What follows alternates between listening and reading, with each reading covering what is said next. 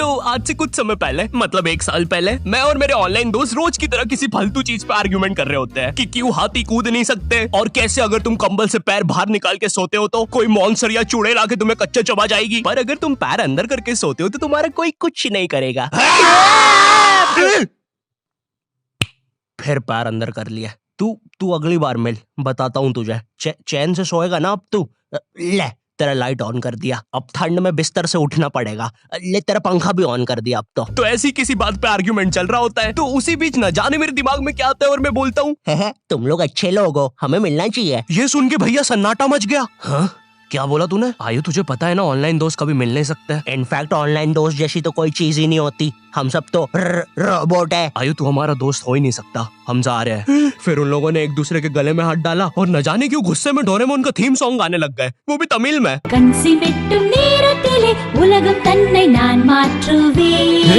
क्या? अब नहीं, ऐसा कुछ नहीं हुआ था। सॉरी गाइस, कुछ महीनों से जिंदगी थोड़ी सही नहीं चल रही है, इसलिए ऐसे जोक्स आ जाते हैं कभी कभार। खैर सरप्राइजिंगली मेरे ऑनलाइन दोस्तों ने मेरी मिलने वाली बात को सीरियसली लिया और इसी तरह हमारी Mumbai to Goa trip plan होती है, जो कि दिसंबर में थी। तो अब फास्ट फॉरवर्ड करते हैं सीधा दिसंबर तक ट्रिप का टाइम। तो अब कुछ रीजन की वजह से मुझे मुंबई प्लेन की जगह ट्रेन से जाना पड़ता है। नहीं, मैं एयरपोर्ट पर फटाका लगाता हुआ नहीं पकड़ाया था, थे कुछ रीजंस, थी कि सच में थे। तो मैं रात में ट्रेन में बैठता हूँ और सुबह में मुंबई पहुंच जाता हूँ। अब जो मुंबई पहली बार आता है ना, वो ना अलग अलग चीजों को देख के चौंकता है, जैसे वड्डी वड्डी बिल्डिंग्स, वड्डे वड्डे सुपरस्टार्स। और इधर मैं जैसे ही मुंबई के स्टेशन पे उतरा, ओ बहन की एलिवेटर स्टेशन पे, वो भी भाई साहब इसको एस्केलेटर बोलते हैं। एलिवेटर मतलब आंखों पे भरोसा ही नहीं हो रहा है। मैंने मम्मी को फोटो खींच के भेजी, मम्मी एलिवेटर, वो भी स्टेशन पे। भाई साहब एस्केलेटर होता है। देखो ये हमारे स्टेशन पे नहीं होते हैं, हमें पूरा ब्रिज पैरों से चढ़ना पड़ता है। और मेरे गांव के ब्रिज पता है बादलों में होते हैं। वो ब्रिज को इतनी ऊपर होने की जरूरत भी नहीं है, उसको किसी इंजीनियर ने भी नहीं बनाया है। ये गाँव के लोगों ने मस्ती मस्ती में उसको इतनी ऊपर तक बना के आ गए हैं। अब वो स्टेशन का ब्रिज ना आउटर स्पेस तक पहुंच चुका है। साला कुली लेके भी जाओगे ना तो थोड़ा ऊपर जाके तुम्हारी कुली को भी कुली करना पड़ जाएगा। भाई साहब कुली करना पड़ेगा। अरे किया तो है तुम्हें। अरे आपको नहीं, मुझे कुली करना पड़ेगा। रुको, कुली।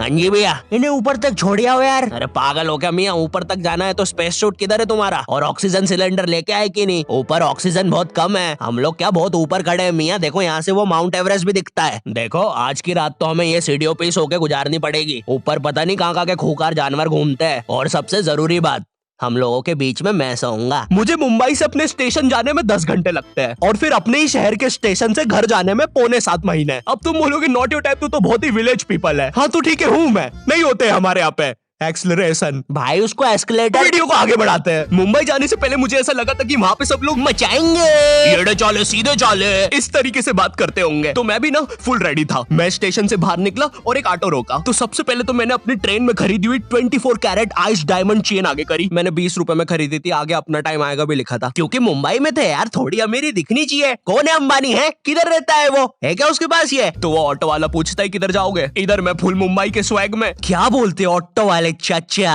अंधेरी चलोगे क्या? चलो ना, मचाते ना अंधेरी में चल के। अंधेरी में तुम उजाला लेके आओ। ऑटो में क्यों बैठे हो? लैम्बोर्गिनी लाओ। ये अंधेरी में तुम आओ। क्यों चाचा? अरे भाग मादर है, कड़कती धूप में मुजरा दिखा रहे मेरे को। अभी भी ज्यादा दूर नहीं गए, ऑटो से चीप सकता हूँ। हम लोग हमारे मुंबई के अपार्टमेंट आ जाते हैं, वहाँ पर थोड़ा सा रेस्ट करते हैं, क्योंकि स्टेशन से अपार्टमेंट तक तो हम भगते भगते आए थे। वो ऑटो वाला पीछे पड़ा था ना। क्यों पीछे पड़े हो हमारे? जाओ ना। नहीं मजाक कर रहा हूँ। 700 रुपए की टैक्सी करनी पड़ी थी अपार्टमेंट तक। 700 रुपए की। 700 रुपए पता भी है कितने होते हैं? 700 रुपए में पता है तुम मुंबई में क्या क्या कर सकते हो? तुम कर सकते हो 700 रुपए में तुम 700 रुपए में वापस उसी टैक्सी में बैठ के स्टेशन जा सकते हो। भाई साहब मैंने 750 कर लिया है रेट। कितनी महंगी है मुंबई। तो अब मैं और मेरा दोस्त डेस्क, हम लोग हमारे बाकी दो दोस्त से पहले आ गए थे। तो अब हमारे पास कुछ करने के लिए नहीं था, तभी मुझे मेरी एक फीमेल फ्रेंड ने मॉल में मिलने बुला लिया। तो हम लोग जाते हैं मिलने, वापस 700 लगा के। ये मुंबई भी ना। तो मेरी दोस्त ने ना मुझे एक मूवी देखने बुलाया था, अवतार। मूवी में ज्यादा कुछ खास था नहीं, कुछ नीले लोग नंगे होके पानी में भाग रहे होते हैं रोबोट मशीन से बच के। ये मूवी मैंने 3D में देखी थी, ज्यादा कुछ चेंज नहीं हुआ। अब बस वो नंगे लोग मेरे साइड से निकल के भाग रहे थे। हम ये जंग जीत के रहेंगे। सर वो सब तो ठीक है, वो आदमी कौन है? अरे वो हमारी मूवी देख रहा है 3D में। उसे तो मजा ही आ जाएगा जब हम सब नंगे होकर उसके सामने से भागेंगे। मेरी बात सुनो सब लोग, हम लोग उसके बहुत पास से भागेंगे लेकिन उसे टच नहीं करेंगे। जिमी मैंने तो अपने हाथ भी गीले कर लिए सुसु से। जैसे ही मैं नंगा होके उसके पास से भागूंगा अपने हाथ उस पे लपलपा दूंगा। चीटों से उसे लगेगा मूवी और रियल है। मेरी जिस फ्रेंड ने मुझे मॉल में बुलाया था उस दिन उसका बर्थडे था और मैं इधर बेशरम बेहया खाली हाथ गया था, बिल्कुल उस लेंडू बच्चे की तरह जो बर्थडे पार्टी में खाली हाथ आ जाता है। फ्री का नमकीन और केक दे दो बस उसे। तो ये बच्चा इधर मैं था। चीजें अभी इधर खत्म नहीं हुई है, उस बंदी ने फिर मुझे गिफ्ट दे दिया।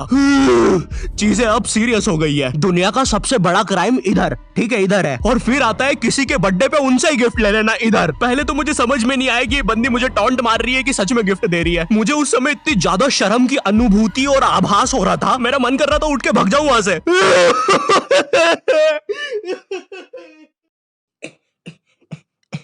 अरे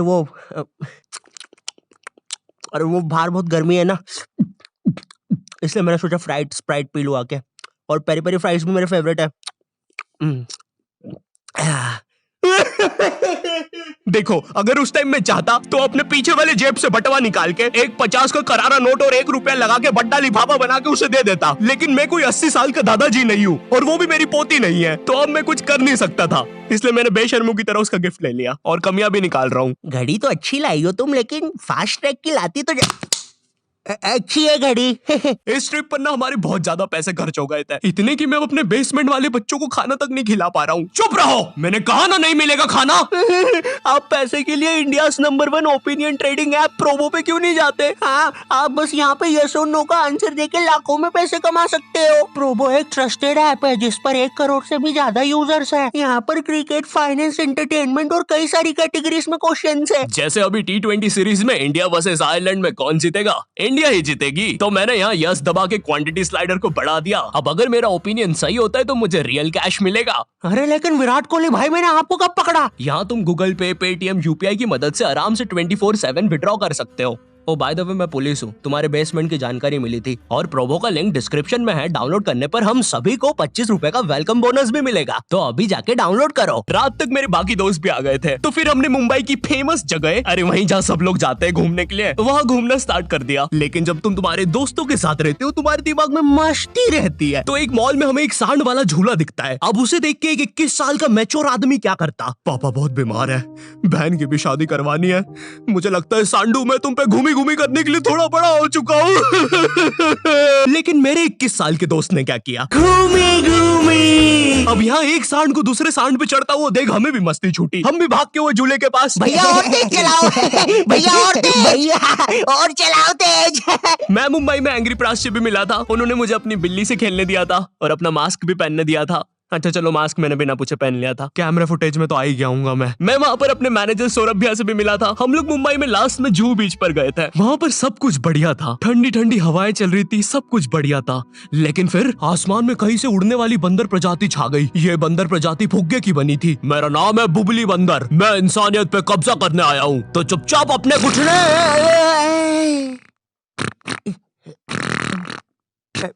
है दोस्त, क्या तुम प्लीज मेरी बूंद में हवा भर सकते हो? मुझे तुम्हारी दुनिया पे कब्जा करना है प्लीज। मुझे कोई दिक्कत नहीं है।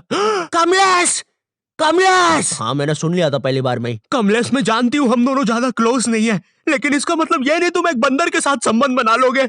मैं जा रही हूँ। कमलेश जाने दो उसे, मैं तुम्हें उससे भी ज्यादा चीजें दे सकता हूँ।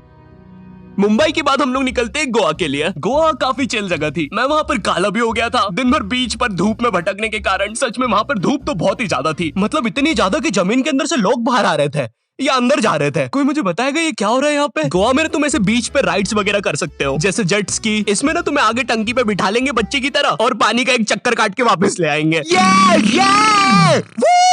ये चलो ना।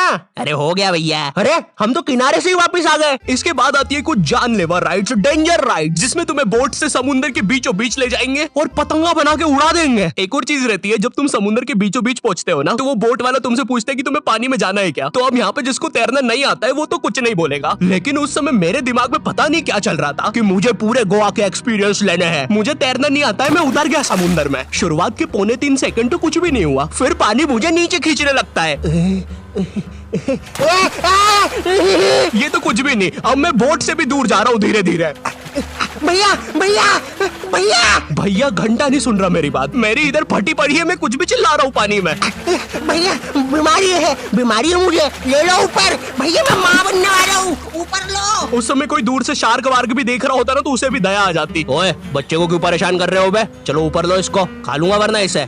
चलो बेटा ऊपर चढ़ो तो। हाँ चलो चलो। जैसे तैसे वो बोट वाले ने मेरे को ऊपर लिया। अरे भैया क्या बच्चे ऐसे चिल्ला रहे थे? स्विमिंग सिखा रहे थे तुमको? अच्छा समुंदर में वो भी? तेरे को ड्राइविंग सिखाने का बोलता तो तू तो रॉकेट में बिठा देता मेरे को, पागल। सबने ना मेरा बहुत मजाक उड़ाया कि पानी में गया बच्चों जैसा रो रहा था, लेकिन वो कहते हैं ना सबका टाइम आता है। हम लोग ना उसके बाद एक बनाना राइड पे जाते हैं जिसपे तुम्हें एक बनाना शेप चीज पे बिठाते हैं और उसे नाव से खींचते हैं और बीच समुद्र में ले जाके फेंक देते हैं। तुम्हें पहले नहीं बताएंगे कि तुम्हें फेंकने वाले हैं। उसने हम सबको लेके गया और फेंक दिया। अब सब मुझसे भी गंदे रो रहे हैं पानी में।